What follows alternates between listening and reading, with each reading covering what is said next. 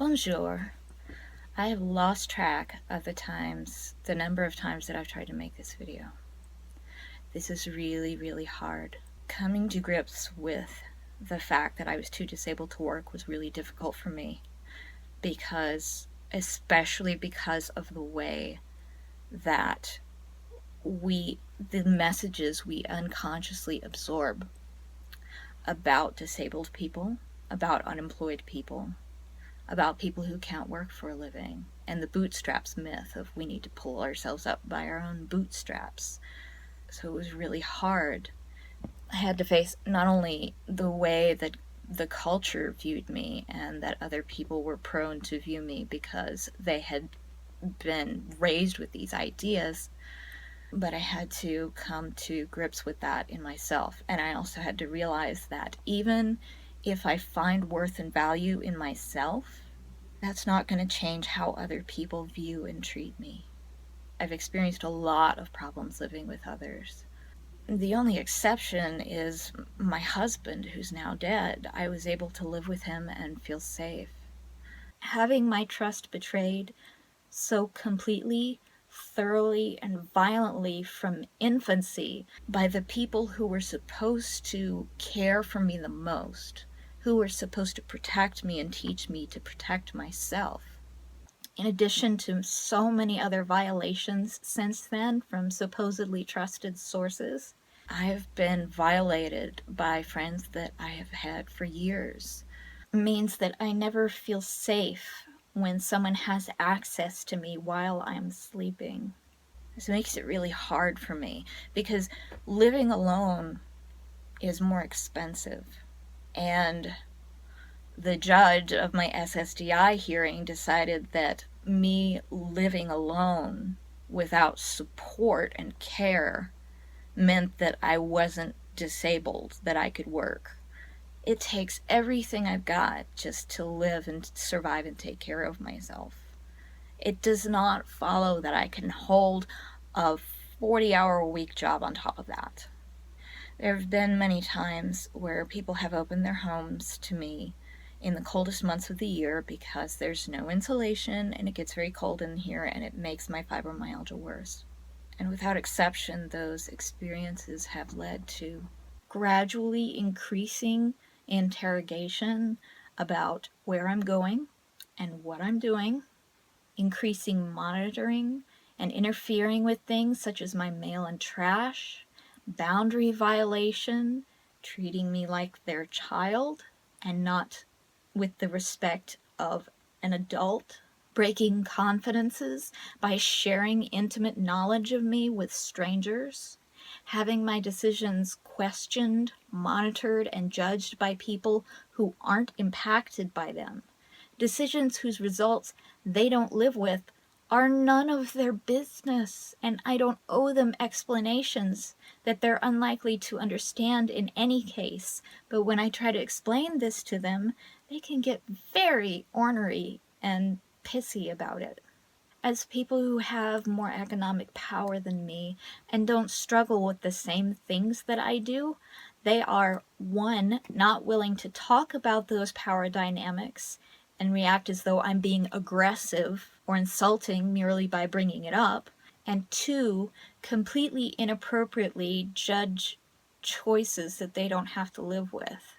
Trying to set boundaries, I get non-apology apologies, defensiveness, rationalization, retaliation, as well as increased controlling and monitoring behavior, attempts to direct what I can say, think, feel, and believe, having my boundaries interpreted as attacks, even ganging up on me when I say, "Stop doing this. This hurts. Please stop." As well as greater and more stringent obligations and expectations on me that were not initially agreed to. They may see me able to do some things some days and then conflate that into thinking that I actually am able to work, but that's ignorant of the reality that I'm too disabled to work. No matter what they want to believe, no matter what they think they see, I'm too disabled to work. Invisible illness is just that. It's invisible. And it's exhausting to have to defend my truth to them. I know that even well-meaning and friendly-seeming folk behind closed doors and over time can come to judge the time that I spend in self-care, which, having an invisible illness, it means a lot of time, viewing that as me being lazy and then trying to fix me and assuming that them opening their home to me means that I will somehow pull myself up by my own bootstraps, that that's all that's necessary to save me. It's like, look, I have a place to stay. I hate this place for a lot of reasons, but at least nobody can get at me while I sleep. At least nobody can make demands of me and violate my privacy and invade my space and judge the time that I spend taking care of myself as me being lazy.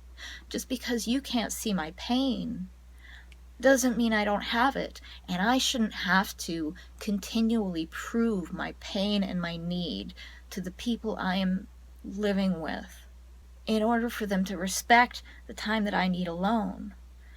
Sometimes when I'm feeling hurt, I need to withdraw entirely and cut off all communication with other people because I am so raw that almost anything will just make it worse for me. I can't stand being forced into contact with other people. Sometimes I need to shut down and have no contact with anyone in order to feel safe. Other people just don't seem to get it. They get offended. They act entitled to me always being nice to them and always giving them attention when they want. Saying hi to me may not seem like a demand, but if I don't respond to someone, it's entirely possible that they could be offended by it and then later bring it up as something bad that I have done to them by withholding my attention because I just don't want to talk. I don't want to engage. I don't want to respond. I want to have the option to just say and go on with my day and not be dragged over the coals for it later. I don't know how somebody is going to react when I say no or stop. We have this fantasy that when you say no or stop, that people will just, oh, okay, back off.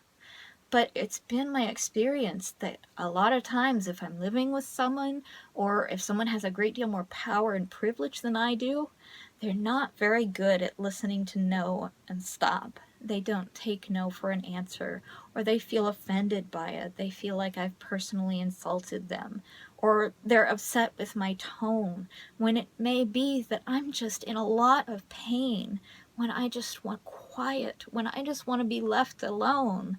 But because of where they are, in order for me to go feed myself in the kitchen, I have to come out into their space and be in their line of sight where they can then demand my attention. And I don't know how they're going to react. This is so much worse when someone has total control over where I live and sleep and eat and store food and personal belongings. They can, behind closed doors, do any number of passive-aggressive things that we can't talk about. I'm disabled, so I need a lot of time for self-care, and I spend a lot of time as a homebody. I don't need that monitored, judged, and questioned by people with such ultimate power over me and access to me at my most painful and vulnerable times. This is so intensely triggering for me. I wind up having no power to enforce my boundaries or not have these conversations that drain me and hurt me and make things more miserable for me, except to leave and come back here. And coming back here, I can feel my heart just drop. I can feel the hopelessness and despair set in. I feel stuck. I feel like one more day I failed to get out of here. I've been here almost 3 years. And sometimes I just want to get away. But I don't want to get away only to find that I'm in a situation that's even more painful for me. At least here I have some semblance of privacy. And if I don't talk to people for a while, it doesn't piss people off. They don't come after me. Without exception, everyone who has opened their home to me, that has ended the friendship in a most painful and traumatic way. They're able to seem so nice, but behind closed doors, I don't know who they're going to turn out to be. I'm really paranoid. I have all the trust issues. I have like all the back issues of trust stacked up to the ceiling in like huge stacks all around me. I have all of the trust issues.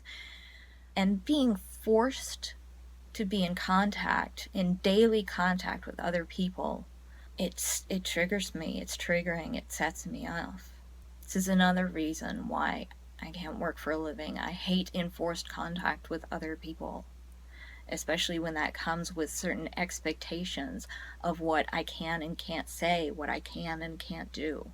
It sets off this panic, this feeling of being bound, of being restricted, of being trapped.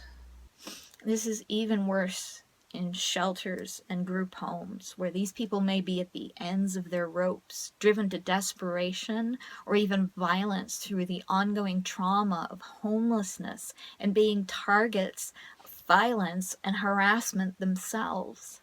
I have also heard of shelter residents being badly mistreated by staff with no power to do anything about it, and time limits about how long one can stay in a shelter before it's bye-bye back out on the street. I've applied for subsidized housing, and I'm now on the 3 to 7 year waiting list, or lists. There may be several, but these housing options, all of them require me to have income, and I have none. And I currently don't know if I ever will. Even living in an abandoned RV with no heat in the winter and sometimes no running water because the pipes go outside. It's a vehicle, hello. At least I have a protected space that I can keep other people from harassing me or crossing my lines or invading my boundaries. It's the best of bad choices. So I don't know if I can ever live with anybody else, because we'd have to have conversations about money, things that a lot of people don't like to talk about, and people are really good at saying, oh yeah, well, I would never fill in the blank when I ask for something, when I ask for my boundaries to be here, but then later when they violate them, it's really easy for them to rationalize it. I can't trust what people say. People are what they repeatedly do, and I don't know what they're gonna do until they do it, and that really sucks. Generally, I guess it's easier for me to live alone.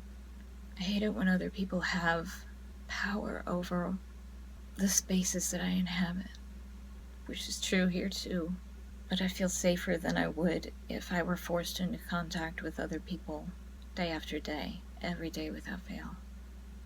And I hate it here. I hate how it drains me. But I don't have any better options right now. I don't know if I ever will. It's terrifying. Thank you for watching.